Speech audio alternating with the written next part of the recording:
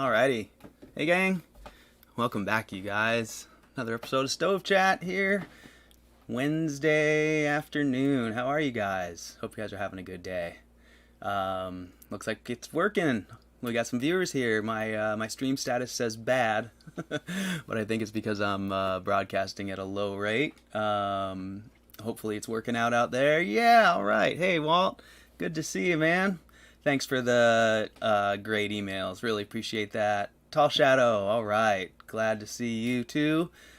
Thanks for saying hi. Thanks for being here from British Columbia. Probably having a day like ours. Kind of nice. A little bit overcast. Looks like it might rain. Not sure. So good. Glad to hear the stream's working good. Okay, yeah, I got a good indicator on my other screen now. So, hi Marie. Hi everybody. Welcome you guys. Nice to see you guys.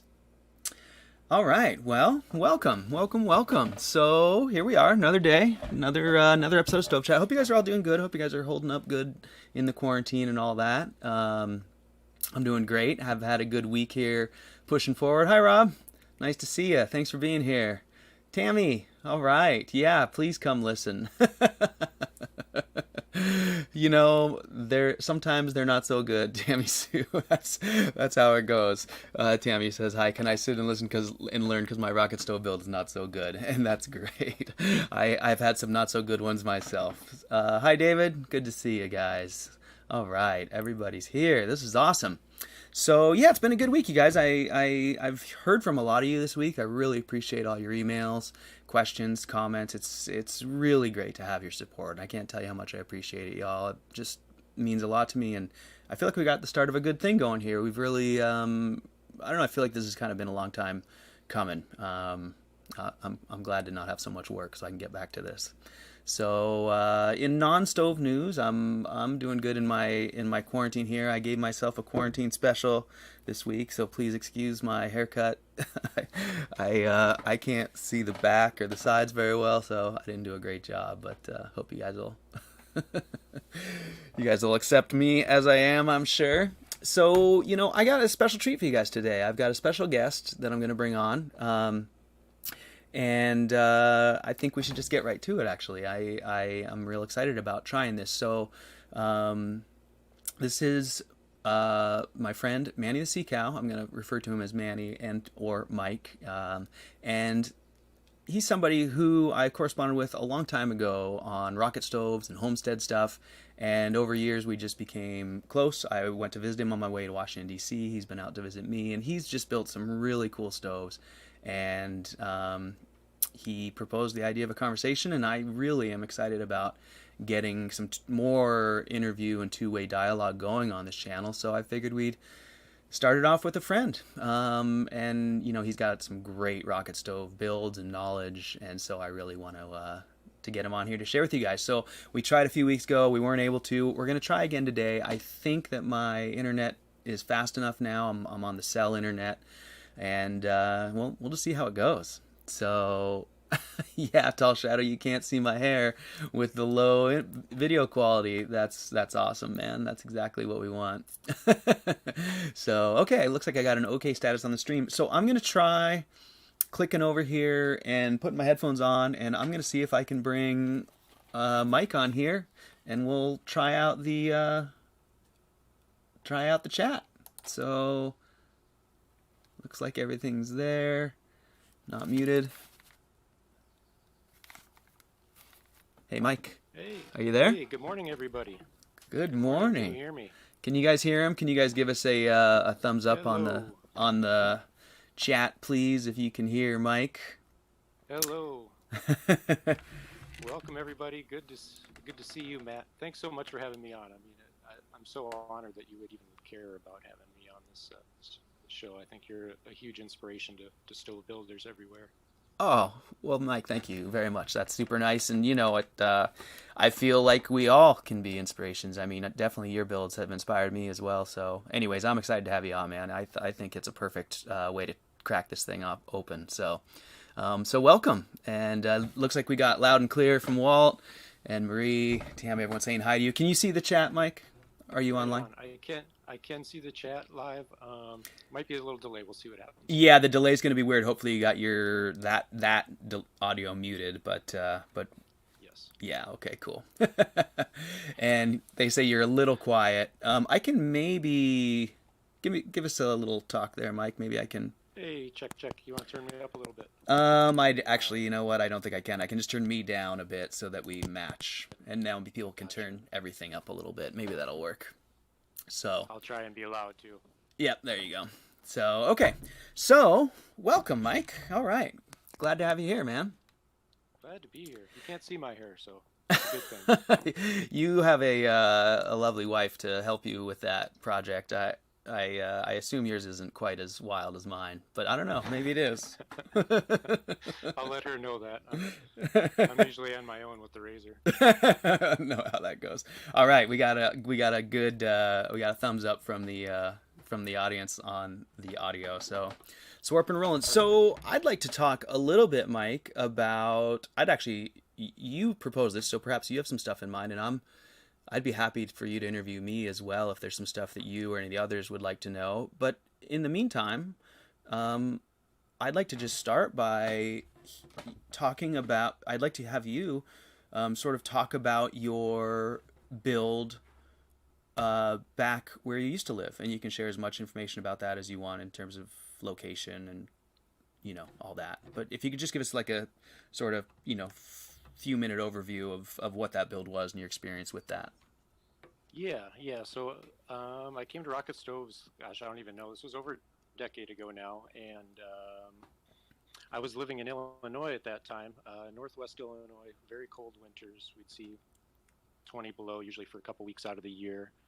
And then, so I was heating with an old potbelly stove. I built a 6-inch rocket burner for like a rocket mass heater.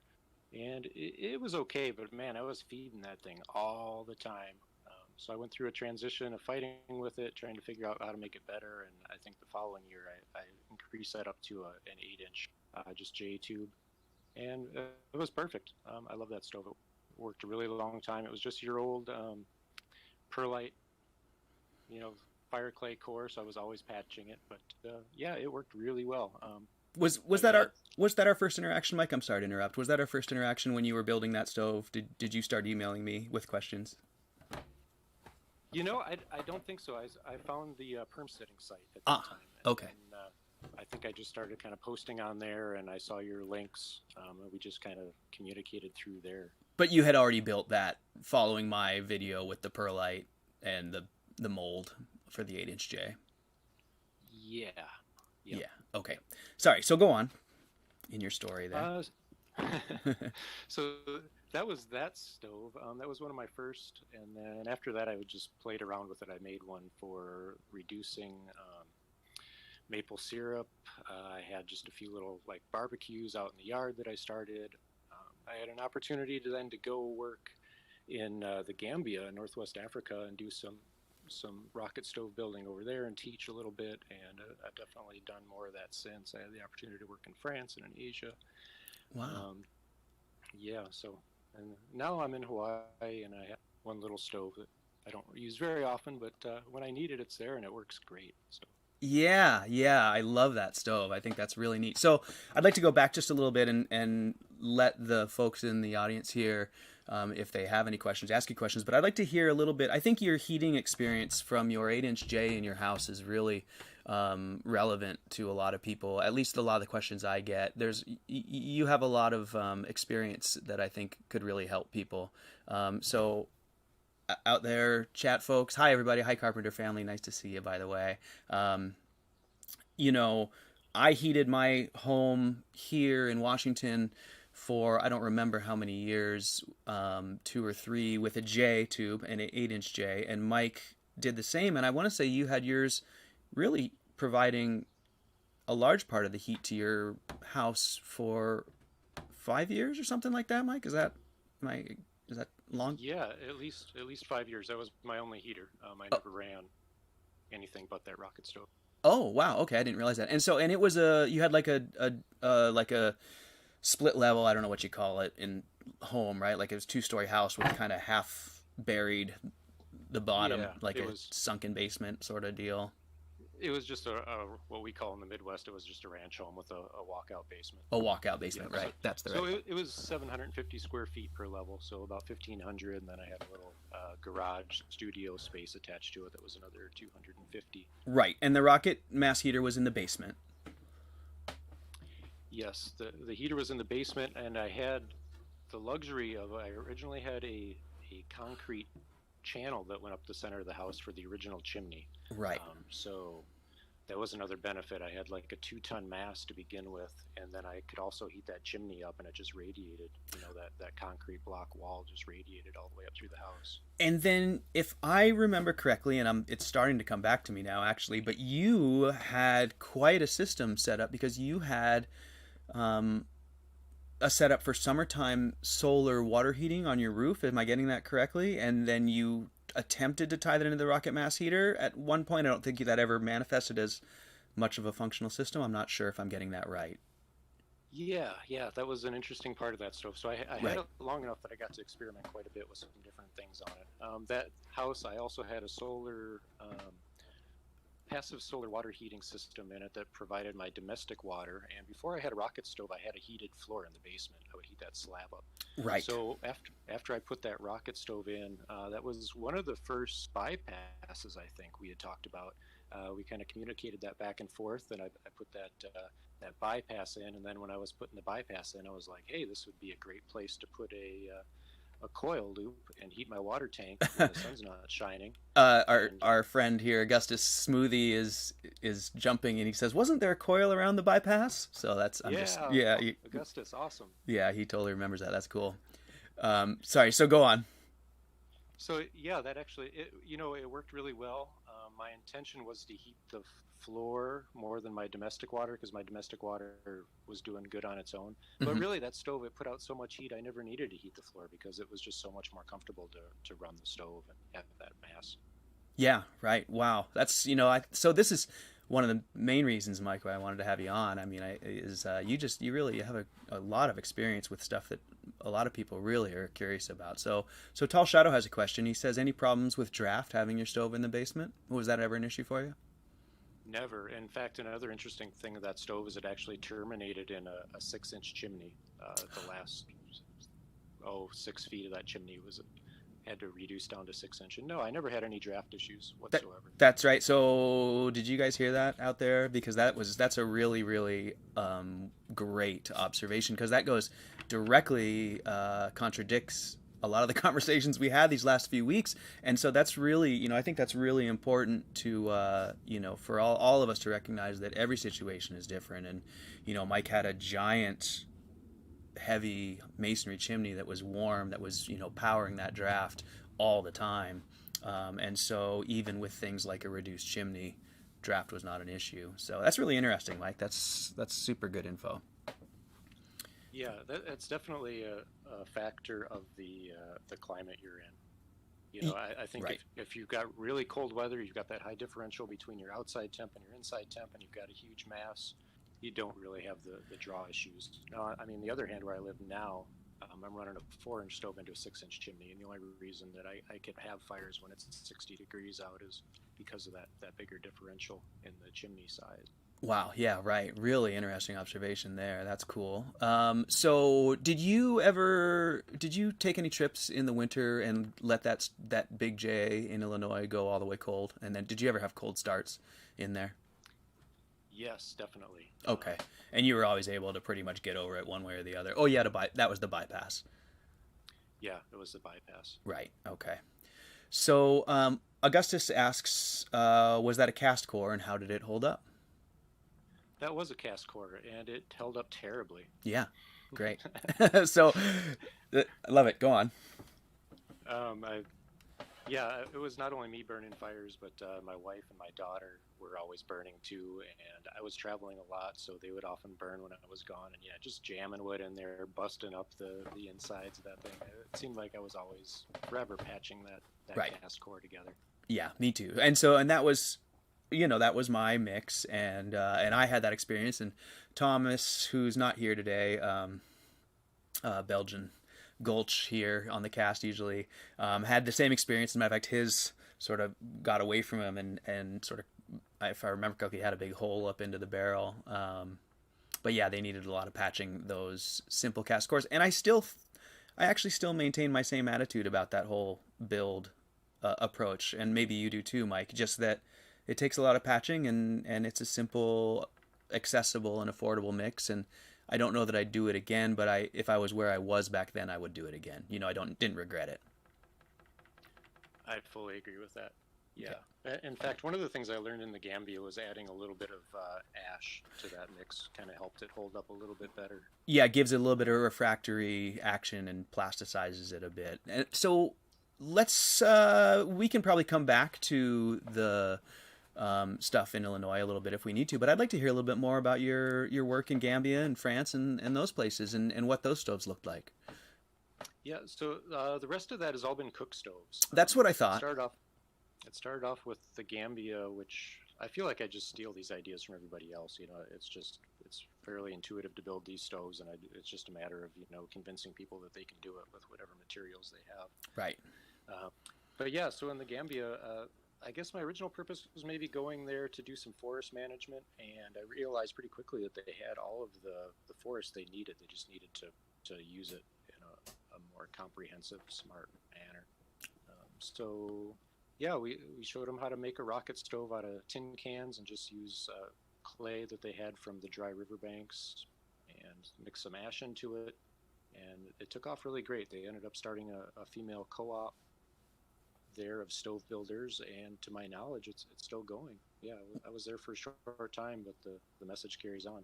Wow. And so were these just basically J's sort of in a clay surround with like a pot holding area, and would the gases just exit sort of around whatever you had on top, or were they rerouted down below like an Aprovecho industrial? Or no, your first description was pretty complete. Just kind of like a camp stove, just put whatever you're cooking right over the riser, as it were.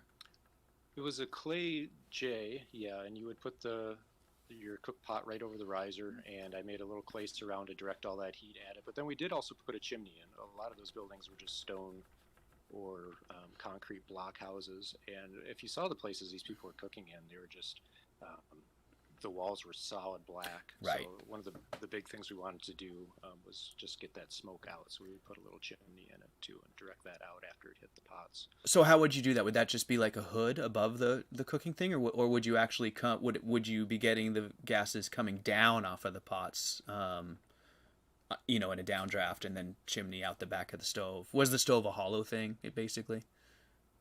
Yeah, so on top of the stove, we would create a series of ducts with old aluminum cans and just shape around it with cob and just direct that up and out. I've got a video. I think there's some photos of that somewhere on my YouTube page if anybody wants to see some of those. Okay, cool. So I'm going to type your YouTube page in here. So if you guys want to check out his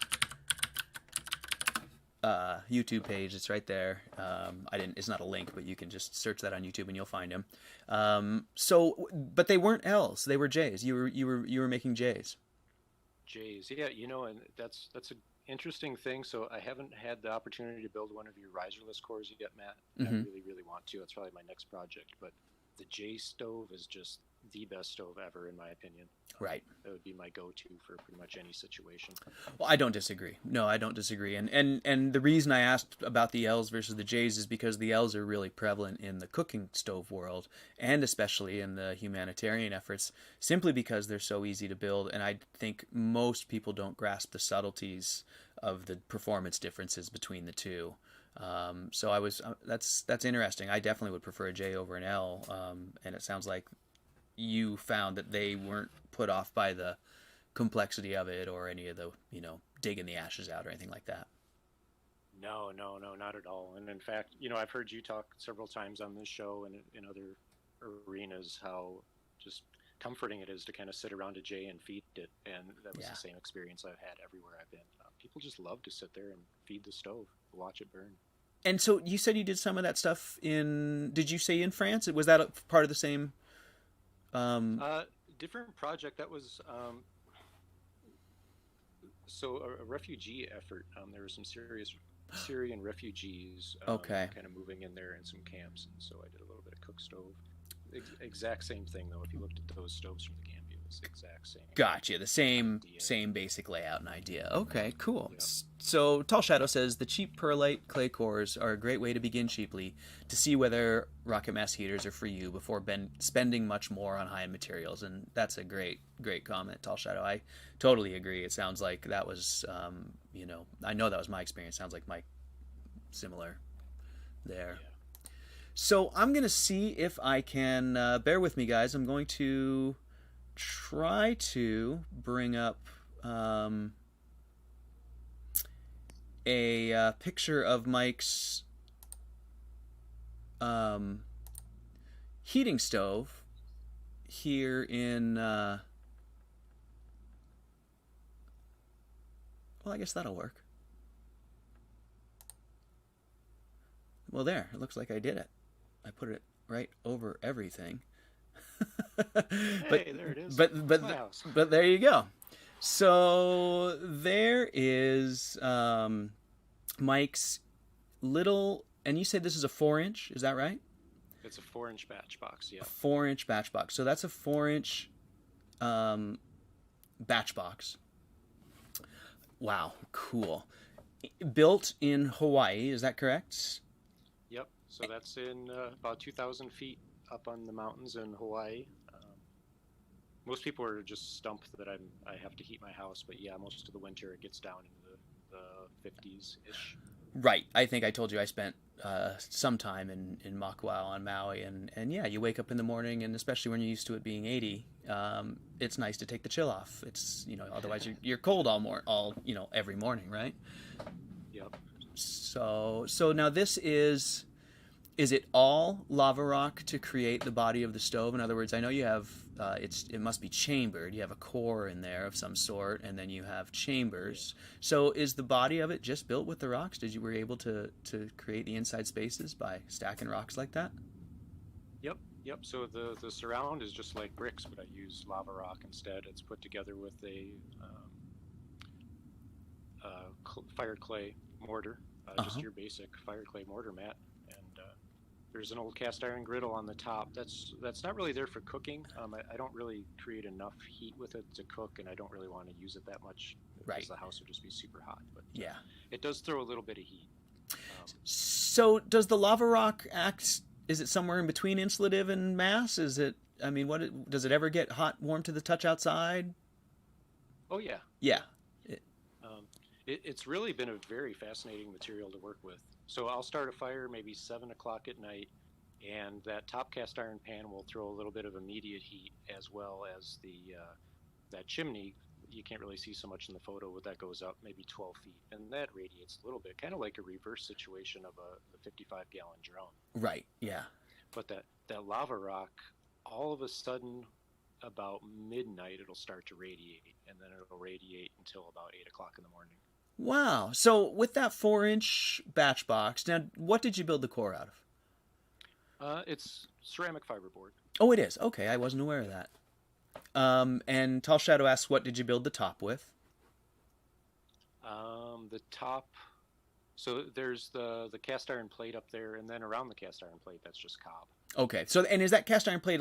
Was that actually like is that like an inverted, like a big cooking griddle? But with high, it's not a flat top griddle. It's got like high sides, and you just turned it over. So like cook like a pan, like you just basically turned a cast iron pan upside down. Yeah, essentially. Exactly. Yeah. Okay. Cool. So and so it's got a ceramic fiberboard core. Is it a sidewinder? No, it goes straight up.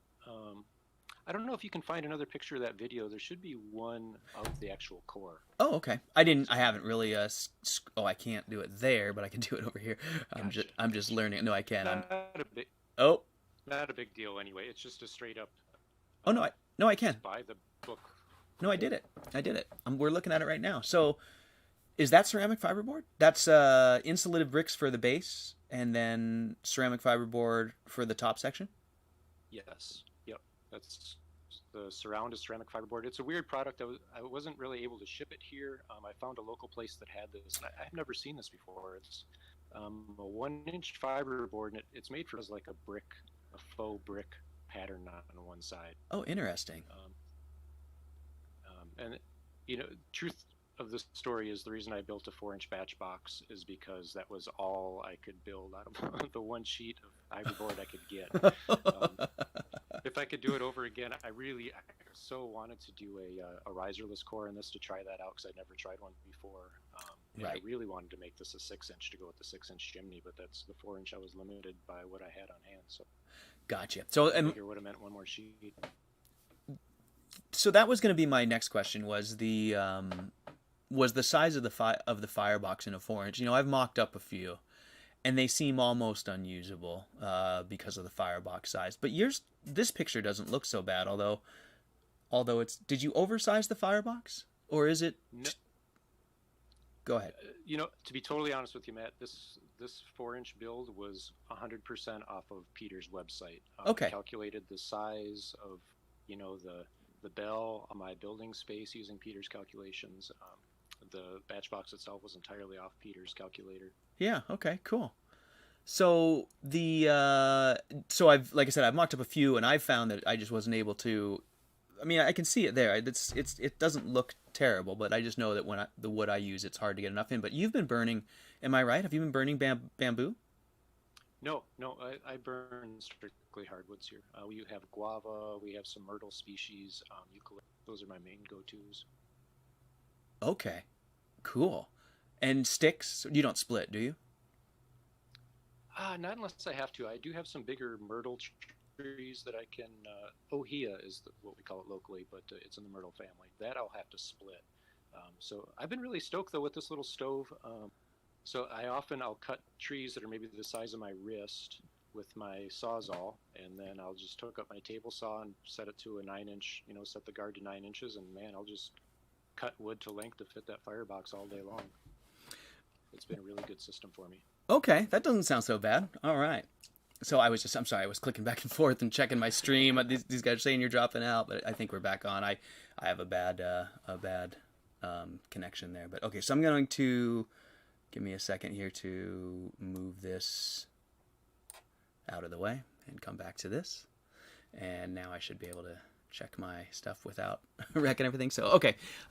So, wow. So interesting. So you have hardwood. You can burn sticks.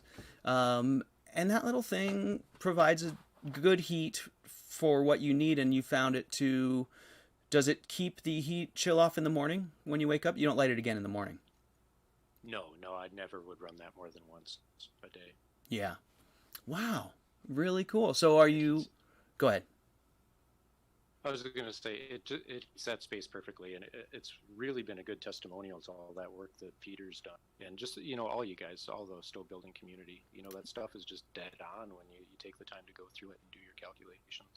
Yeah, no, there's no question, and Peter's the Batchbox site as a resource is so valuable. I really he's done such a good job of documenting it all and giving us such good parameters for all those builds. I mean, especially I believe truly when it comes to the core, any deviation is going to take you backwards. So,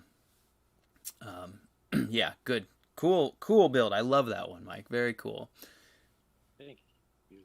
That's not to say I like batch boxes, so I still would never recommend one to anybody unless they just really want to experiment with them and play with them. You're still a big J2 fan for almost all applications, huh? Yeah. They're so simple. They're just so easy to use, so easy to build, so forgiving. Yeah, and like I've said before, and you said earlier, there's something magical about sitting around them and feeding them. I really, ever since I took the one out of the big house, I miss that. I mean, there's other parts of it that I, feel like I improved on, but there's never been anything like sitting around a J.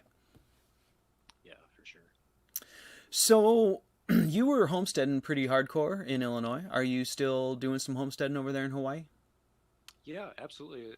I feel like I've taken it to the next level. I built my house over here. Trying to live off the land as much as we can. We're in a really good place for it, and that's kind of why we ended up where we did. The climate was right, and the timing was right. And yeah, it's been good. That's amazing. And you've had more time to go bring stove stuff to other parts of the country. You've done that, it sounds like, quite a bit. Are you going to continue to do that? Do you have more plans for Uh, anything planned? I guess do I? bad question right now, but go on. Sorry. I was going to say, right up until this whole virus thing hit, I had 2 workshops scheduled for this coming fall. We'll see if that happens or not. When I say workshops, I don't really solicit myself to do this kind of work. I feel like there's a lot of other people that are better suited to it. I keep finding myself in these situations where people ask me to, though, and I'm happy to help if there's a need for it. And in 2 situations, I found this year that there is a need for it. And so hopefully either I'll do that in person or if we can try and make it work remotely. At the end of the day, as long as people are using their resources more efficiently, I think I'm happy with it. That's cool. You're so fortunate to have those opportunities. I think that's great, and the people are so fortunate that you choose to accept them. So, I don't know that there could be anyone better to do it, Mike. It's whoever is, got the information and is there at the time is the right person. So, that's true. So Augustus asks, he says, Manny, can you explain the difficulty with the batch compared to a J, in your opinion? Well, yeah. So there's the door situation, which isn't really that big of a deal. So we're talking about. Sorry, I'm trying to grab a mosquito. Difficulty in the build, in this case, with regards to the door. Yes. Right. Yeah. I feel like a lot of people coming to rocket stoves want to do either natural building or buy some kind of product right off the shelf, and so creating something out of metal generally is somewhere in between what they want. Right. So that's a challenge. I've had a really hard time with my 4-inch box lighting it. I have built a 6-inch batch box before that I played with, and it didn't seem like it was as bad as the 4. But I do have a hard time getting that small little thing lit, and it's just it's just not as cool to sit around. You don't get that heat out of the firebox either. I always appreciated that radiance that just emanated right from the firebox. Yeah, no, that's true. Like the glow on the ceiling. Yeah. So if I may summarize that, when you were talking about the J's and the batches and how you prefer a J, so difficulty in you prefer the simplicity in terms of the build of a J to a batch, because a batch is far more complex. There's always metal involved. There's secondary air. There's a door. The parameters are a little more. It seems like it's a narrower format, and with regards to materials and things like that. And then in terms of operation, in your experience, the batch box, for the most part, it's aesthetics. You just really love the experience of a J, and the batch is really just put wood in a door and close it and forget about it, kind of. And then you've had a little bit of problem lighting your 4-inch, but that may or may not be batch box specific. It might be scale. It might be that particular installation. It might be Hawaii. It might be 100% humidity, 24 hours a day, 7 days a week. Exactly. And that brings us to another thing that we talked about, I think last week or a few weeks ago, and it goes back to you talking about building that stove right out of Peter's playbook. And with the ISA and all that, and while I find that valuable, I mentioned that I don't use those parameters. The core sizing I do, but the rest of the sizing I don't, because I like to overcome ISA limitations by using a bypass, and Peter is hard and fast against a bypass. And really? So yeah, he is, and that's actually the whole reason for those ISA recommendations is simply because if we were to write down our criteria when we are designing our stoves, Peter's criteria very highly rated are light and burn once and put out. That's how he operates.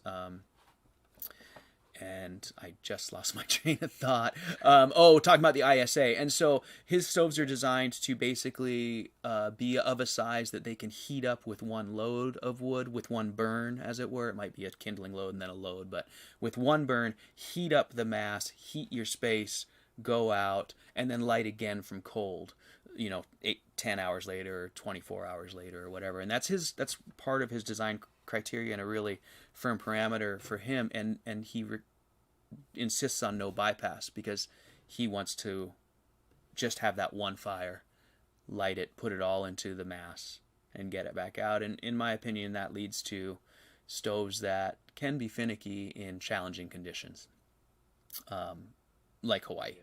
So, not that his numbers are wrong, just that there are reasons, that'd be a great place for a bypass. Yeah, I feel like a lot of the work going on the donkey board, those are scientists, and they are Yeah. doing some tremendous things. They're doing great things. I don't want to talk badly, in any way about them, Oh, but it all comes down to, and I definitely I don't feel like you're talking badly about them. I just want to thank put you. that out there. Yeah, We're all blessed to have the work they've done. exactly. But it all comes down to not only application, like you always talk about, but it's kind of like your intentions too. So, Right. like everybody I know burns wood, here where I am. Everybody in my circle. So one of the considerations when I'm building a stove is that I can show it to somebody and be like, "Hey, this is a solid technology that you can do." Right. So that's one reason I always go back to the J's, because when I have my friend over that's got his old pot belly stove or his old cast iron stove, and I can show him my stove and show him how easily it works and how easily he could build one himself. I don't feel good turning people onto technology if they're not scientists too. So. Yeah, great observation there. And it's really interesting to hear your experiences, man. Like that little batch is a really unique build, for sure. And you're in a unique climate, and it's a unique use. It's really interesting to me, the lava rock, and that it does have enough mass even as it's small size, that by burning it at night you're able to just retain just enough heat to kind of coast you into the morning, take the chill off when you wake up. Yeah, And I've been impressed with how great it works. what is the base? Is it on a wood floor? It's on, yeah, just a standard floor. So I've got some, we call them tofu blocks here, just concrete porch blocks that I've shored up, underneath the stringers just to hold that. I calculated it out. It's probably close to a ton. Oh, wow. Okay, interesting. I guess those lava rock are heavier than I pictured or remembered. Yeah. It's basalt. It's not pumice. A lot of people think that, this is pumice that I'm working with, but it's a very different product. Yeah. Okay. Interesting. So I've got a question here, Mike, that I'm going to take. For Gal 33 asks, "Hi Matt, I was curious if you could discuss the tiny masonry stove hot oven option. In the videos I have seen, the cavity looks quite narrow. So wondering if there is space below for the oven."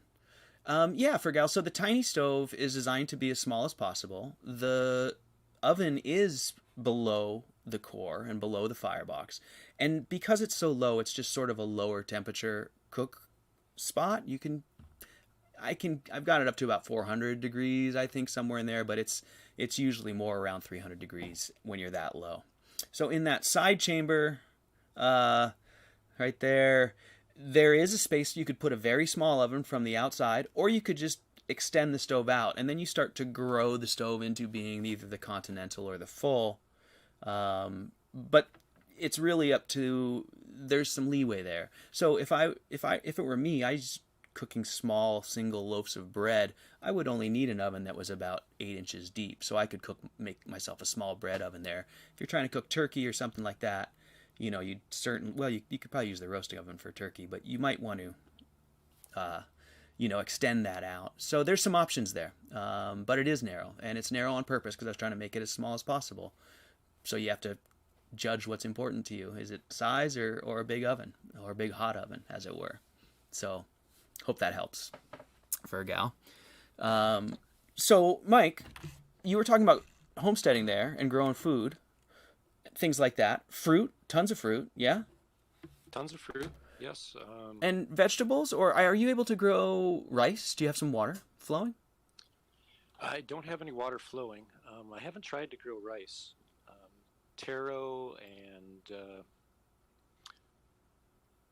what's the other one where tapioca comes from? I always forget the name of it, but it does very well here. Okay, I don't know the name. Although I would if you said it, probably. But yeah, everybody knows what it is. It's just one of those things that, yeah. But yeah, so taro, that's a good potato type starchy thing. I can grow potatoes. Sweet potatoes grow really, really well here, and Oh all yeah. the normal stuff: kale, carrots, any vegetables, you name Sorry. Ah. All right, took care of that. Interesting. I wasn't actually so really normal vegetables. Actually, now that I'm thinking back, when my time in Hawaii, I do remember normal vegetables being great. I would almost I was thinking maybe they'd be bolting or something like that, but especially up at your elevation, you probably have perfect vegetable growing conditions up there. ish. It's really, really wet, so a lot of things. Beans don't really like it very well. So a lot of things have to be in a greenhouse. My squashes, my tomatoes, beans, that all I have to keep in the greenhouse. But Oh, really? Because of the rain? Because they'll yeah, rot. Yeah. they'll just rot. And then on the other hand, things like spinach, I've got some hydroponic tables in my greenhouse too, and I'm seeing the opposite problem where it's the rain isn't really an issue, the water's not an issue, of course, because it's hydroponic, but it just starts getting hot. So yeah, they will bolt. But kale, Interesting. 24/7. Wow, kale just produces day in and day out. We also have another one here called maniot, or Oh yeah. also known as like a Tongan spinach, and that stuff it's like a tree with lettuce on it all year long. Wow. Cool. Yeah, that must be really fun to getting to learn about gardening in a whole new, it's not just a zone. It's yeah, from tropical to, well, yeah, that Yeah, sounds fun. it's a challenge, but I love crossing things off my grocery list. Yeah. Everything I do in my life has really been look at my receipts. Where am I spending my money, and how do I stop spending my money? So Yeah. I've Well, definitely crossed a lot of items off. yeah, we're really similar in those ways, and that's a big part of the rocket stove thing is being able to provide our own heat. Both build the heater ourselves from mostly materials that we can source, and then be able to continually input the fuel as well, just on our own work. So Yeah, for space heating, for cooking, I'm super stoked about this new boiler you've got coming out. I can't wait to see more about how that's going to work out and try one myself. yeah, I'm excited about that one. I'm gonna go back to the chat here real quick, Mike. Excuse me for a Yep. minute. So Robin says tapioca comes from the cassava root, and that's Cassava, that's what it is. Yep, cassava. okay. So there you go. So don't eat too much of that cassava, though, Mike, please. You You just got to boil it. I know it just makes me nervous. I just wonder about the load. Is it arsenic that's in there? Is that what it is? There's something that's not good. I It's know that, it's one but of those, yeah. So yeah, um, typically it goes alongside pork, so we eat more of the pork and less of the cassava. less than cassava. I'm sure it's fine. I know it's a staple for a huge part of the world, but I'm going to. Fergal just asked me if I do you provide any consultation services upon purchase of a build design. Yeah, Fergal, for sure. If you buy the plans, I'm happy to help you. You know, do whatever you need to do to make that stove fit your space. So, um, so yeah, Mike, that sounds well really fun, man. I am envious in a lot of ways. You're somewhere that I love very much. So, do you spend much time in the ocean? You're up country, so maybe you're more of a Yeah, not so land much. dweller. But Well, you get arrested for going to the ocean these days. So are all the beaches yeah, closed? yeah, they are. Actually, you know what? You can surf or you can dive or snorkel. We don't. Maybe once a month I get down there. Yeah. Okay. Not as often as I should, but Right. yeah, It's okay. It's not. That's not what you're there for. It doesn't sound like. It's just part of it. yeah. Cool, man. Right on. Well, So go how ahead. about you? What are you planning on doing with this water boiler? I mean, I know you came out with the plans, but That are you going to try and incorporate it into your own personal use at all, or? no. I built it. I built it for the plans. I built it so that I could show people that it worked. I can always picture all of the configurations that I could, that my stoves could possibly be, but other people can't, right? So sometimes I just Right. have to see it through to completion. So I built that on spec, as it were, and it's sitting there, and it's tempting. I look at it every day, and sometimes I just like want to light a fire in there, and I'm like, stop it! It's just a waste of wood. Um, and I've been thinking about building. I don't have a bathroom here or a shower. And indoors, I have a shower spigot outdoors, so I don't shower much in the winter. And so I've been thinking about building a small like bathhouse around it. But to be honest with you, I've been trying to minimize projects. I really have been. I just have overloaded myself for so many years. Always big projects on the list, and I'm kind of enjoying not having any of those things. And when I think about it, I don't really need a little house around that heater. Yep. Just one more understand that. thing to deal with and build, and so I don't know what I'm going to do with it. It may happen in a year or two that it's just clay and sand, so I can unstack it and restack it up again in a weekend or whatever. So I might either move it to a friend's place. There's a friend up the road who has a lovely little cabin that he just built with his hydronic floor, and they were looking for a solution for when the power goes out. They have young kids, and so I thought I might donate it to them.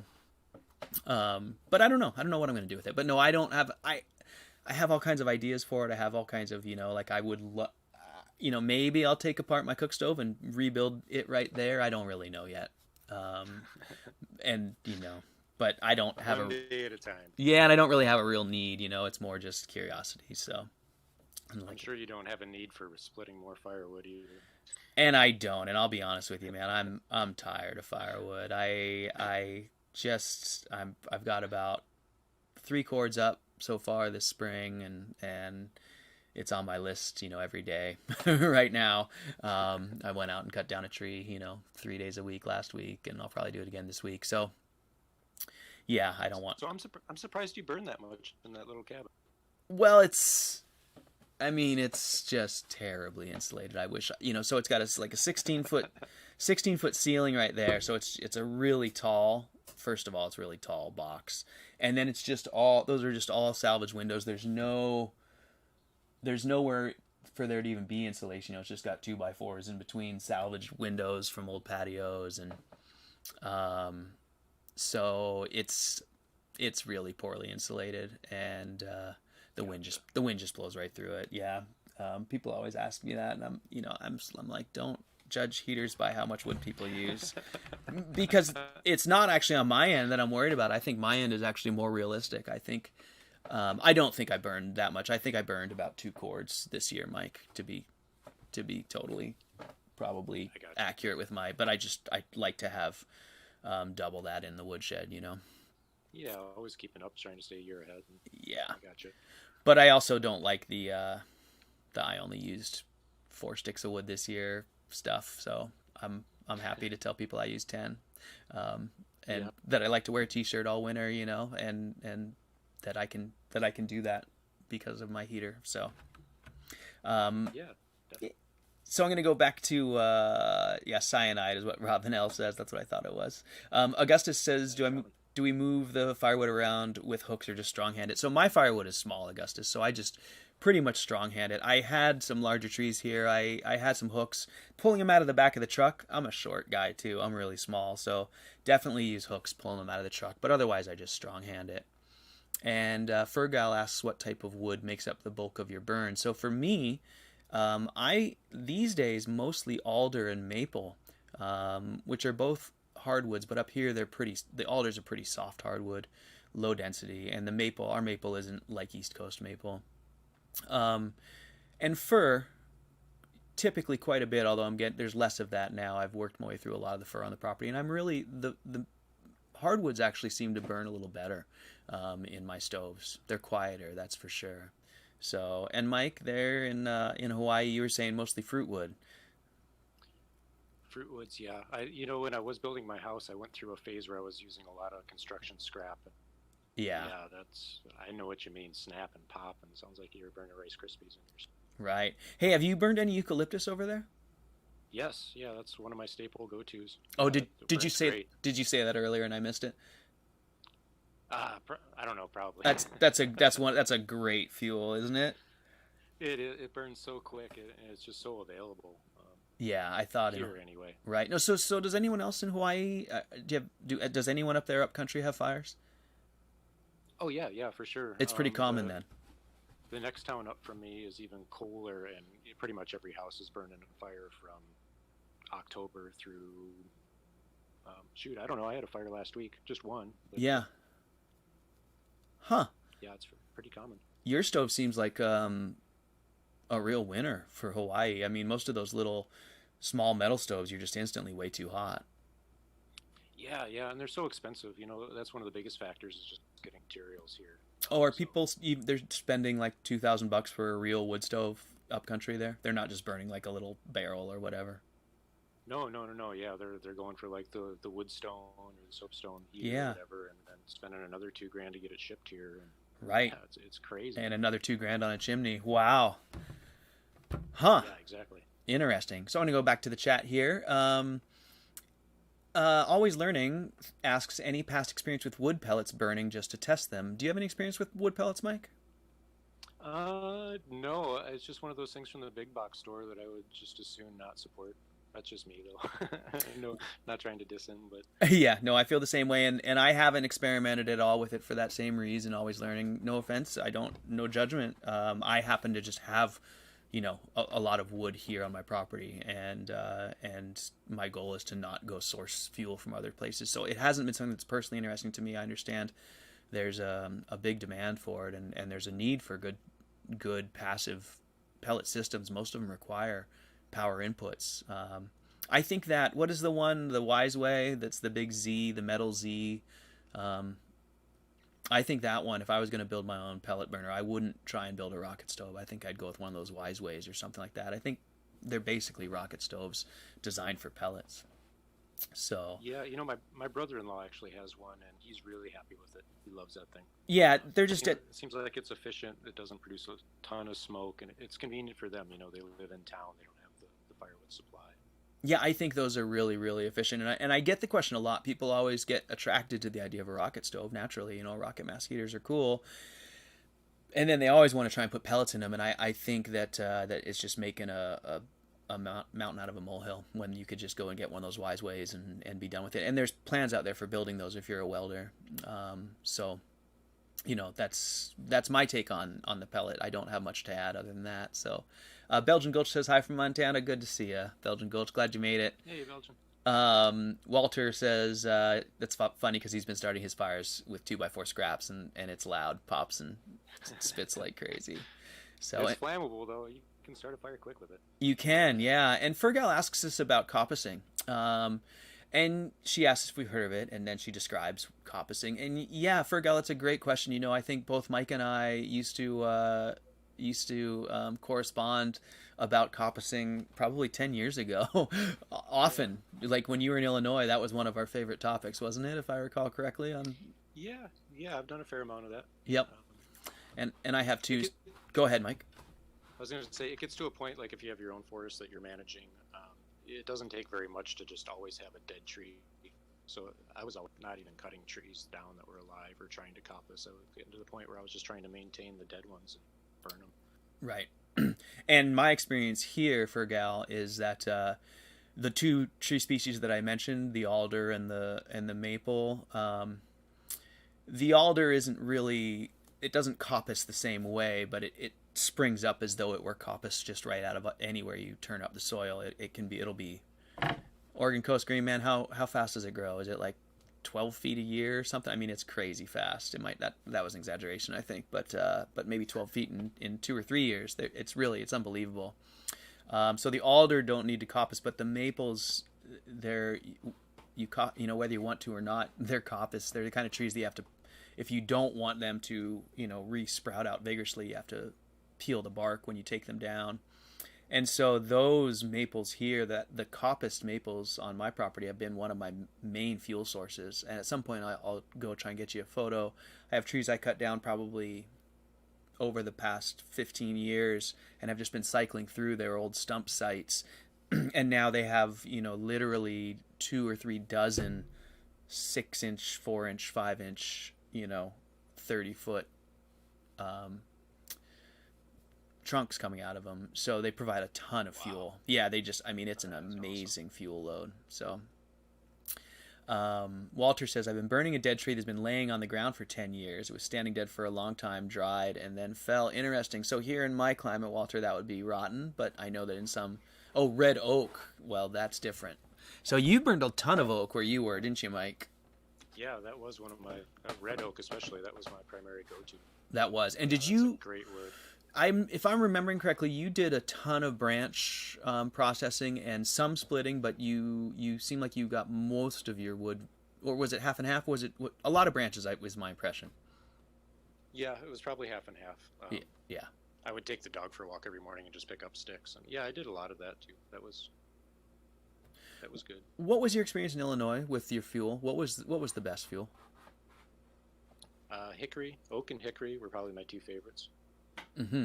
Yeah, those are both really well. And yeah, you know what? That's a good point. It just kind of reminded me another thing I loved about that J stove was you could just, if I found a 4-foot long stick, I could stick it down in there and let it hang out the top and self feed. Yeah, I mean that they're so flexible with fuel format, and if you live in a place, I have a sneeze coming, so pardon me, but thank you. I just felt it tickle in my nose for like the last minute. If you live in a place where you have an abundance of branches, a J-tube is just a wonderful thing to make use of that stuff. And, you can really, as you found, Mike, I think you probably took a huge splitting load off of your yearly workload yeah, because of that. So, yeah, and I don't do as much of that here. Most of my fuel, as I was saying on another cast, is mostly larger format. And the branches I have, you had that oak, those things have just, those branches are worth picking up.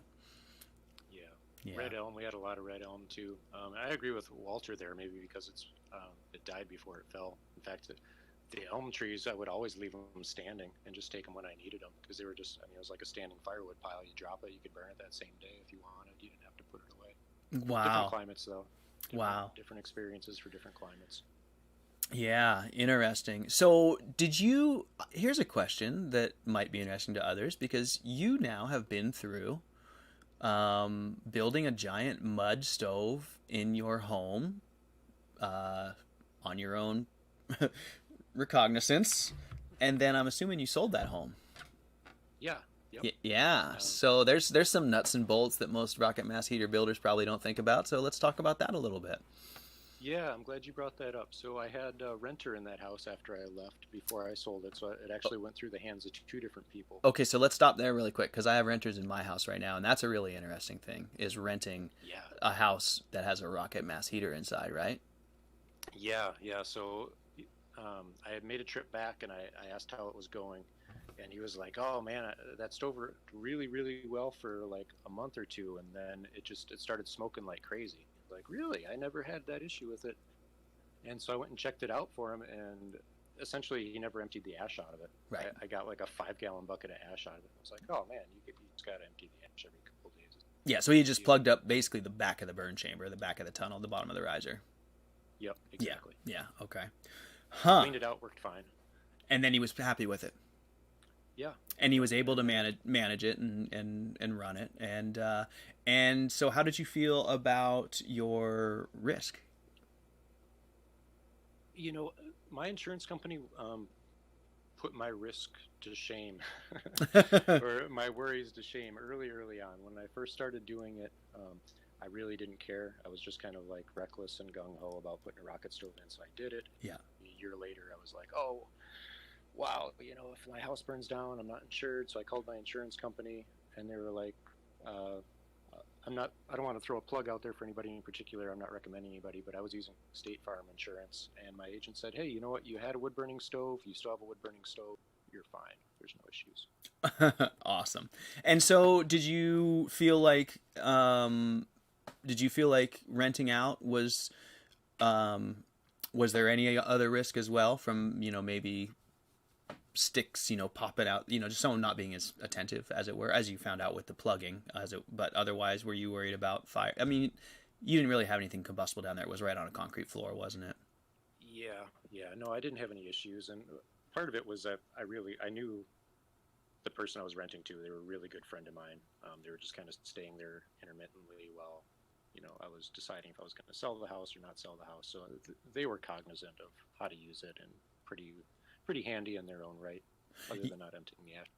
Yeah, so Fergal says, don't know if I would trust just any old person to operate a rocket mass heater. And that's exactly why this conversation is so, to me, it's fascinating, because I now am in a situation, and Mike has been through it too, that when you get to that crossroads of, I'm ready to make a change, I have a house full of a rocket mass heater, I want to rent it or sell it, how does that go? So this is how it goes, you guys. So that's the rental part, and then the selling part. I haven't crossed that bridge, but you have. So what happened? Same kind of thing. That was a pretty special house. I did a lot of permaculture type things there, and someone approached me about buying it that I knew this person already, and they were kind of into that. So it wasn't. I mean, definitely all the different the solar panels and the solar water heating and the rocket stoves and the hugelkultur beds, all that stuff was a big appeal to them. No kidding. Wouldn't be to your average buyer. So you sold your house with all that stuff complete, with the rocket stove in there, rocket mass heater, and the water system. They bought it all. Absolutely. Yep. Interesting. And was it first? Did you guys just do private for sale by owner, no realtor? Yeah, exactly. And so, did you need to get inspections for him to get a loan? Yes. Yeah, they came and did the home inspections. I had no issues. Wow. With it. I mean, every state's different. Yeah, no, and I know the inspectors aren't a state. They aren't a state thing. They're just looking at you and saying, this could need some fixing, and this might not pass code. But no one's coming back to check code usually unless you're trying to do more jobs. Yeah, or if the buyer questions it. Right. I think if the buyer is okay with it. Yeah, that's the inspector doesn't care. Right. That's just it. So, interesting. As long as everybody's getting their money. That's not the story I was expecting, Mike. I was expecting to hear the tearing it out story. So that's really fascinating. That's really fascinating. Yeah, it was a good experience, all in all. Huh. Okay. Very cool. Well, so that's I see. Go ahead. I see Fergal's in the chat here about not knowing if she would trust any old person to operate a rocket mass heater. I kind of agree with it. I see what you're saying, but at the same time, I mean, if you have a wood-burning stove in your house, it's all the same. I mean, you can have these same issues with any kind of wood burner. So I feel you. I feel that I wouldn't trust just any old person to operate a wood stove either, but part of the problem with why most of them are operated so poorly. Yeah, and I think that that once you've lived with a rocket mass heater, your perspective on that changes a bit, because it does. They just start to become so familiar, and you start to realize that really, at least I realized that my old box stove was really fraught with a lot more complications in terms of burning. But everyone just thought, oh, it's just let anyone burn it. It's a box stove. And that thing would blow smoke in your face and blow smoke out the chimney and go out and leak carbon monoxide or light the chimney on fire. I mean, there were so many ways that could go wrong. Where the rocket mass heater, there aren't that many ways it can go wrong. At least not horribly wrong, Back in my teenage years, I lived in a old limestone house, and it had a limestone chimney. It was like an annual thing that chimney would catch on fire, and you just kind of let it burn and clean itself out. Let's burn the creosote out. That's a terrible experience. That's a terrible way to approach your stove. I mean, I can't get over, to be honest with you, whenever I talk to my friends who have their box stoves and they start to put them in, we start to talk through the reasons for that $2,000 chimney and stuff, and you get down to the bottom of it and you go, those things are just dangerous, man.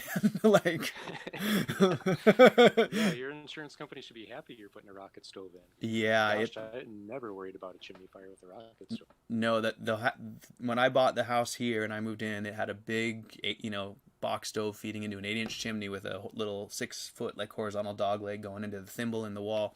And when I was young and dumb and clueless, that chimney pipe would be glowing orange, and there was holes in the bottom of it. It would drop cinders down out of it I'd have to replace it every year because it would burn out. Yeah. And I'd just keep burning it. And it must have been 1,000 degrees. It was unbelievably stupid and just dangerous. And that was the system that house had in it for the 60 years it had been there before me. Yeah. So really interesting observation there, Mike, for sure. And it's easy for us to forget that really the rocket stoves are the far safer option in most ways. So. Yeah, I mean, my daughter grew up in the most formidable years of her life with a rocket stove, and I was never concerned about it. She learned pretty quickly how to put sticks in it, and I never had to worry about smoke back issues. They were just such a pleasant. I have nothing bad to say about those J tubes. Yeah, right. So Fergal asks, have you ever experimented with an external supply for the primary and secondary air? And if not, could you speculate on how best to do it on the fly? Um, and Mike, did you ever? It seems to me you did play with some. No, am I wrong? External supply. I'm trying to wrap my head around that question. The idea would be to bring air from outside the house and feed it to your primary or secondary. That's what most people do with external. And I have answers, Yeah. but I wondered if you had played with that. I remember asking that question early on in Okay. my stove building, and I was just steered away from it. I was always steered away from it. Yeah, I'm gonna steer them away from it again, continually. So it's a common thing in the modern world. It's a common question as our homes get tighter and people start to get more control over what's coming in and going out of their air. Modern homes have really tight air tolerances, and they have air handlers that move air in and out, controlled. and Yeah. and so as we try and pair those systems with old passive wood burners, it's kind of a mismatch. And so people try to the reasons, we all know the reasons, they try and bring in external air so they don't have to heat up or they don't have to blow their heated air out the room. And but I won't go too far down that.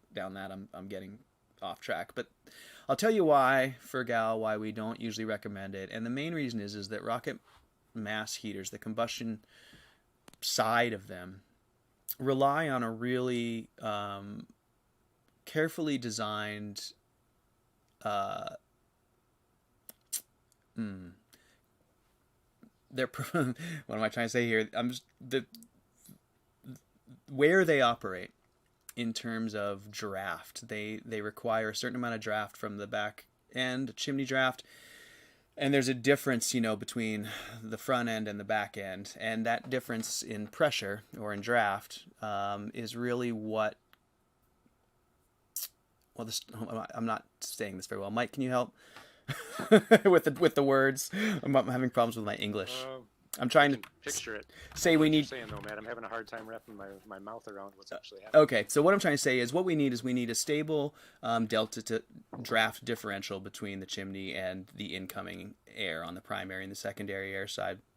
And so what we want the heater burning the fuel, it's heating the chimney, and that's providing the pull. And it's a pretty stable, system. The input is from the wood, it's burning kind of at a constant rate, getting hotter and hotter. This is getting hotter. The air inside the house is a consistent, we have a consistent pressure inside the house. Air outside, air pressure is fairly stable unless it's stormy or windy, and then it's fluctuating, and so that always changes the way things burn. Here's the thing, when you add secondary air from external outside the house, you change those parameters dramatically, and now you have fluctuating air both inside and outside. You have the difference of the pressure on the sides of the house where the intake and the exit are. So those can cause huge issues if the wind's blowing from one side or another. Temperatures are different. And then not only that, you have usually a long run of that incoming air that's going to also change pressure. So really don't recommend direct coupling them. There's usually not much advantage there, and there's a whole lot of disadvantages. If you insist on doing it, my best advice is to run your external air to just in front of the stove rather than trying to couple it directly to the primary and secondary air. I think you should just have it feed into the room in front of where the stove draws from and let the stove draw naturally. So that's my best advice with secondary air. David Swanson says, I could use a propane torch to light the cold riserless without any smoke back as the torch blows the heat around the corner of the batch box. Yeah, that's exactly right, David. So you can, the riserless is interesting because it doesn't, have that internal riser to provide instant draft when you start up. So it does help to have a little bit of a push, a little momentum. Yeah, I can see. Yeah. And so, and Doug asks, what do I think about square risers versus round risers? Any real difference in performance? No, Doug, I don't think so. In my experience, I've played with quite a few, and while there might be, incredibly subtle differences, I don't think it's anything we'll ever be able to tell, even with the testo. I have never noticed a difference. I put the same core and tested square and round when I was doing my build plans for the CFB cores. I have those round. Actually, I remember, Mike, I brought those to your house when they were brand new. Yeah. Those round 6-inch ceramic fiber. I guess they were Yep. molded risers, and those were the first ones. Were round risers on square cores. But as time went on, I realized it really didn't make much difference. And the round risers are expensive and big and bulky, and being able to flat pack a square riser is a big benefit. So no, I don't think there's any reason to go through the trouble of making your riser round. Got any input on that, Well, Mike? I don't know. I mean, the 5-minute riser idea. I don't Oh, know if I'm ever going to go back. oh yeah. Don't get me wrong. Absolutely, the 5-minute riser is absolutely a killer. I love it. It's awesome. I didn't mean to say don't do a round riser. I just Yeah, and you're right. I know what you mean. That's a really But square versus round, it's like the same thing. Yeah. Essentially. Performance wise, the same thing. And actually, I agree though that the 5-minute riser is the easiest way to build the riser. It's easier than the flat pack riser for sure than a square riser. Absolutely. So I'm with you. I love it. Is that what you used in the Hawaii build in the 4-inch? Yeah. Yeah, just the 5-minute riser. And is the riser in that build? You said the box was 4 inches. Is the riser 4 inches as well? Yep. Yeah. Okay. Yep, consistent all the way through. I just took a 6-inch piece of chimney pipe and stuck a 1-inch blanket inside out of an old stove. Yeah. Okay. So David Swanson says today you scrap cabinet trim maple pieces with the propane torch ignition, and it took about 2 minutes of torch to get a steady burn. Outside temp 70, inside temp 64. That's Yeah. interesting. So that's a riserless core, David?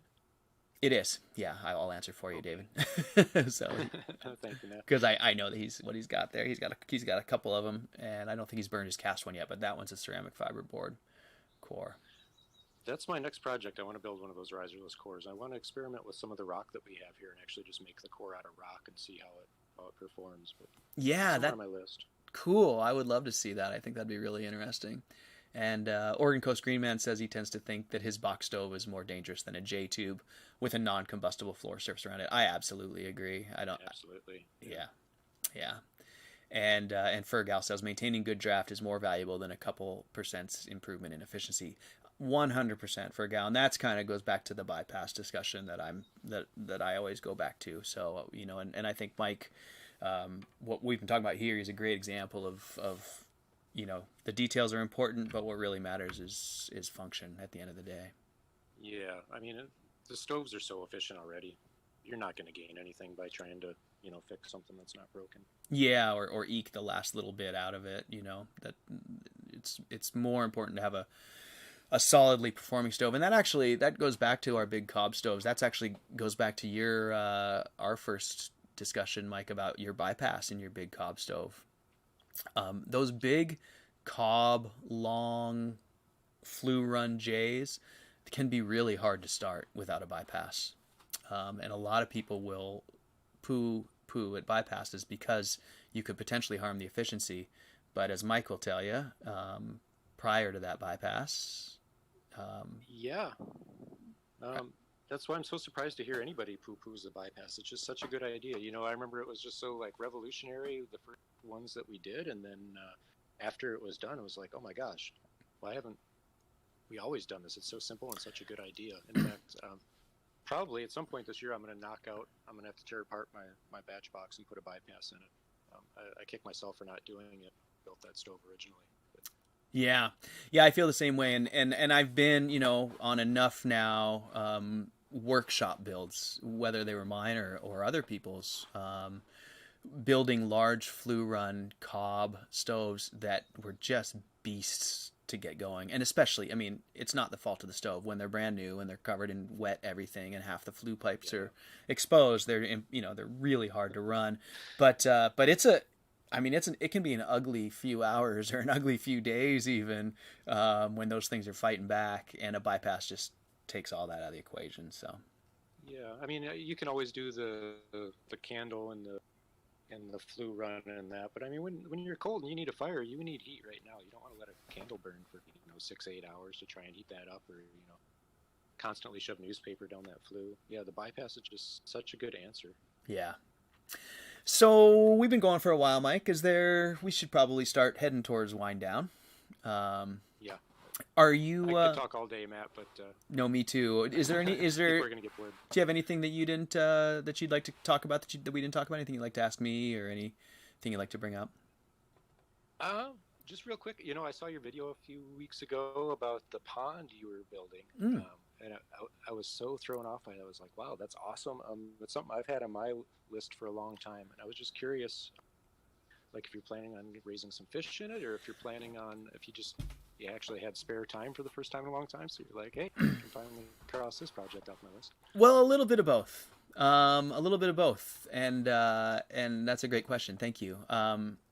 So first of all, I need to say that video actually was last summer. So that pond's a year old now, and I just kind of had that video sitting around, and hadn't shared it.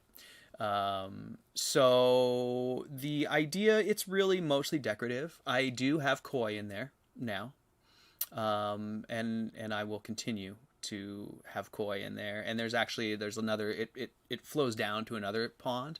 And one of my favorite things about that pond, and you'll like this, Mike, is the filtration system. I always thought I couldn't have koi because I didn't want to have a big pump running off AC 24/7. I've always been like, well, I just can't do that. It grinds at the heart of who I am, right? So just put a solar panel up. Take care. No, but what you do? That's what I did. That's what I did. I put solar panels up, but what I did that was interesting is I just directly coupled the solar panels right to a 12-volt washdown pump. So when there's sun, it just powers it at whatever rate it's getting the input, and when there's no sun, it doesn't power it. So there's no batteries, there's no breaker panel. I mean, it's just as simple as could be. Awesome. And it's so cool, and it's not so cool for the fish. I mean, it's pretty cool. It works well. It pumps a lot of water through a filter for really I just had some solar panels laying around. But what's cool about it is, I read about that technology mostly with the idea of like using it, like if you had a hilly property, you could use a direct coupled solar panel and a pump to pump the water up to a holding tank up in the, whenever the sun was out, and then you could use gravity water coming down to either generate electricity or feed your water supply or whatever you might need to do it. And I always thought that was the coolest idea. And I got to tell you, yeah, I love it. That's great. In practice, a solar panel connected directly to a pump, I mean, it's like a free energy machine. It's unbelievable watching it move that much water. And if you have access to water, and if you have access to elevation, it's a really cool system. So that was really the cool thing about that pond. It was, me, it was more about the having to manifest these concepts and see how these systems interact than it had to do with the pond itself. But you know that I grew up landscaping and trees and flowers, and I love sort of shaping the land around me as well and making my space more cool, more awesome. That's awesome. So those were the reasons. It's funny how we get stuck in our ideas and our ways, isn't it? I mean, when I built my house here, I'm totally off grid here, and I never went to getting inverters and stuff like that. Like, I just have a 12-volt house. I can power 12-volt devices. I can charge a phone or something. I can run some 12-volt lights, like from the marine world. Yeah. But, you don't need all that other stuff. It's just so stinking easy to do it that way. It's such an easy process. Yeah, right. It is. It's really, really neat how simple you can make things. So I'm going to go back up to the chat here, Mike, and catch up with Augustus. He asked a great question. Sorry, we diverted from stove talk quite a bit. No, that's good. I think it's all relevant to hopefully the audience here. So, Augustus, thanks very much for the donation. I really appreciate the support. And he asks, can I talk about the broken riser idea? Is it possible to mount the heat riser horizontally straight into a stratification chamber outdoors?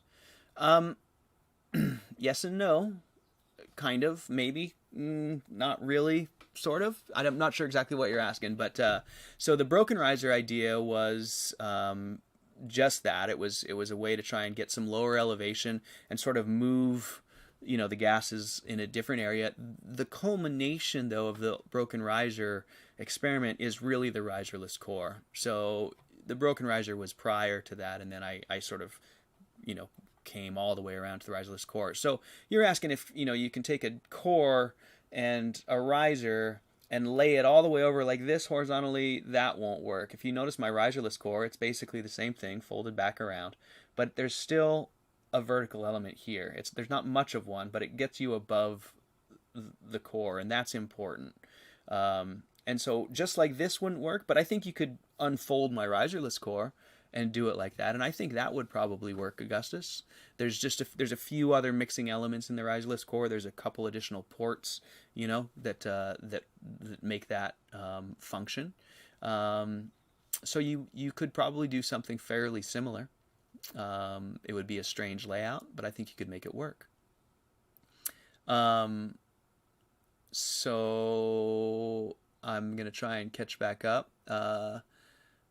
Fergal says bell greater than cob bench, in my opinion. Well, Fergal, there's different situations, different goals where one is going to be, if you want a really long bench, you're going to probably want a cob bench with a flue run in it. Simply because you just have much smaller volume and you can stretch that out a long ways. So it really just depends on what you're going for, but there's some different stuff there. Northern Coast Green Man responds to that with bell greater than ducted. A cob bench can be built as a bell over halved 55-gallon drum sections. And yeah, there's ways to combine those things. You can have hybrids. And again, it all depends on your goals. When I came up with that half 55-gallon drum concept, the idea was so that I could use cob and cast it in a strong arch. So those drums really just form the form for the arch, but they allow you to do things like have really thin tops. So if you have a heater that you don't want much mass, but you want quick heat, that's a place where you could use something like that. So different goals, different applications will, dictate which build style you choose. Hugh says, been considering something for next winter, ducting outside air into a chest freezer, then have it exit towards the wood stove. No direct coupling to the stove for the reasons you mentioned. Yeah, Hugh, exactly. So using the chest freezer as like a plenum, basically, to bring that air inside, but then have it not freeze the house, just blasting right in there, I'm assuming. And that's yeah, I think that seems like a good idea. And then Augustus says he's thinking about a brick bench and trying to not have instant heat loss and have it all go to the brick. So I have come basically around to brick being my favorite build material for these stoves. I think they're 44 cents at Home Depot for us in the States. You can find them anywhere. They're clay. They're so much more dense than cob. I think you get, I haven't ever done any comparison, but I'm just gonna say they're a third again, maybe even half as dense as cob. So you get so much more mass in a small space. And while they limit you. Go ahead, Mike. I was going to say, that's really interesting to hear. I was never a fan of clay brick. Do you find that you lose some heat initially as it's just going past the brick and not heating the brick up? Oh, yeah. Longer to heat up? Yeah, no, there's no question about that. But keep in mind then that means that you can, build a larger stove. It's, or it's just going to change the way you heat it up, right? You're pushing more heat downstream. So if you have more surface area downstream, you've got more area to pull into those bricks. The clay bricks they're an interesting heat exchange. You're right. They kind of push heat away. They don't absorb heat real fast. They don't give it off real fast. But at the same time, that means that once they're hot, they keep it for a long time. And I think a lot of that is the density. So I suppose as long as you slow your flue path down enough, if you've got a big bell or something, then it allows it to sit there and actually heat that brick up. Yeah, it does. And like I said, I'm not saying they're the ultimate. It really depends on your goals. But I've just kind of come around after stomping on so many seals of cob, as it were, that I could go to Home Depot and spend. I mean, at 44 cents, like $200 or whatever goes along. That's a stove, right? I mean, that's actually $150 is that whole entire stove. So it's hard to spend days digging and wrestling cob when you can just get right to stacking things up. I think it's more graspable for people too if you're trying to turn them onto the technology. I really like the idea of a finished brick stove more than stomping cob. Yeah, it is. I mean, I guess it depends on the person. I mean, there's a great romance side to the cob too, and it's super fun and in the right setting, it's what I would choose. But bricks do kind of work out to be kind of a great solution all around. Yeah, I follow you. Awesome. So let's see. I'm reading, trying to catch back up on the chat. Yeah, Gus, if you're trying not to have instant heat loss and have it all go to the brick, then the brick is great. And then Oregon Coast Green Man talks about brick stacked inside. Yep, we've had a few of those stoves built. Those are pretty neat and very inexpensive when used. Yeah, and that's a great thing about brick. I was talking about brand new, but typically, as a matter of fact, just last week I almost got sucked into my old bad ways. Mike, you'll appreciate this. I was just browsing Craigslist because I was bored, and there was, I mean, I've never seen it before. Like it was probably a stack of like 800 or 1,000 bricks, and it said free, just come get them. Wow. And it was over there in Squim, 15 minutes away, and I was like, oh, I'm getting in my truck, and I was like, well, wait a minute. You don't have anything you need to build. You don't need more materials. Well, sooner or later you will. You got somewhere to stash it out in the forest. You stop it, Mike. So I've been a brick driveway yet. I've been working hard at trying not to, hoard any more stuff. So Gotcha. anyways, bricks can be a great resource that way. And cold temp food storage plenum, says Hugh, for the outside air intake. That's, what, Hugh, you wink, and I assume you're sort of half joking, but I mean, that's those, didn't you have one of those in your house in Illinois, Mike? Didn't you have a cold box for your food? No, that's an awesome idea. No, I never even thought of that. Well, it's an old pioneer trick, and it was really common back before refrigeration to just have cupboard in your house that had outside air intake on the top. Well, not even icebox. It just would have outside air intake on the top and outside air outflow on the bottom, or I might have it wrong, but basically you just have a cabinet in your house that had outside air in it, and people would use that for their dairy and stuff like that. So I totally would have done that. Yeah, it makes so much sense. Yeah, so I guess we should probably wind it down. We've been doing an hour and a half here. Yeah, an hour and a half. Yeah, and great chatting with you, Matt. I really appreciate you having me on here, and doing the stove chat every week is just awesome. I look forward to it every week. Yeah, it's really great having you here, and I really appreciate hearing that, Mike. So I'm going to let you go first, then I'll sign off on the stream. So I want to thank you, man, for your time and for sharing all the information on here. Is really, really, really helpful, and I think that yeah, anytime you want to come back, man, just let me know. We'll do it again. You let me know. I'll be here. All right, thanks so much. Take care, everybody. This is nice virtually chatting with you today, and look forward to seeing you again. Take care. Okay, Mike, thanks. All right, guys. So that was really cool. That was a lot of fun to have a guest on.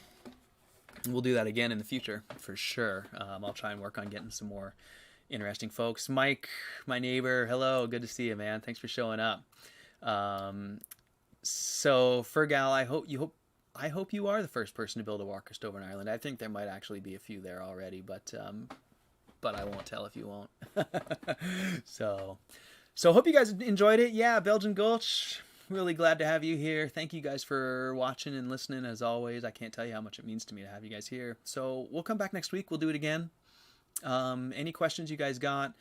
I want to just touch really quick. Augustus had emailed me some great ideas for some chat concepts, and I'd like to work on those. One of those was about the history of the stoves, and so I think maybe we'll try and tackle that next week. I'm not quite sure if I'm ready to set it up all the way yet. But Augustus, if you want to think of some questions along those lines, if anyone else has any questions along those lines, maybe we could just have that be a theme for next week, and we'll start on that. Augustus, I just wanted you to know I hadn't forgotten about it. Actually, I was doing some research earlier. I found some really interesting stuff that I'll look forward to sharing with you guys on history next week, and some of it ties into actually today's talk, so it'll be pretty fun to talk about.